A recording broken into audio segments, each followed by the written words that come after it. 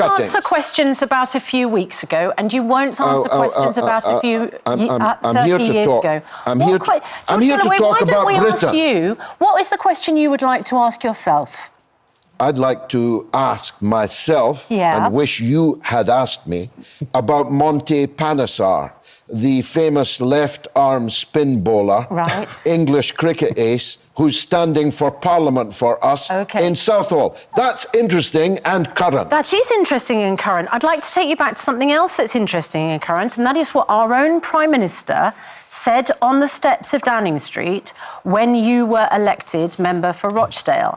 It is beyond alarming that last night the Rochdale by-election returned a candidate who dismisses the horror that happened on October the 7th, who glories Hezbollah and was endorsed by Nick Griffin, the racist former leader of the British National Party. Well, what am I? I asked you, which of those things are wrong? Muslim candidate? Richard asked me off camera if I was a practising Muslim. Yes, based on... I'm a practising Roman Catholic. That's how good his press cuttings are. I was referring you to your online profile, which talks about your conversion to Islam a number of years ago. Well, I was simply asking if that was still a part of your life. That's false.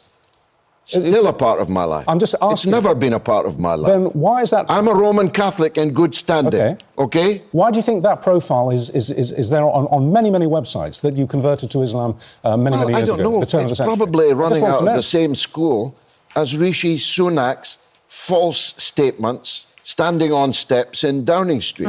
Isn't the key word, Susanna, elected? Yes. I got more votes than all the other parties put together. Yes, but my question wasn't how many votes you got. My question was which of those statements by Rishi Sunak is wrong? All of them.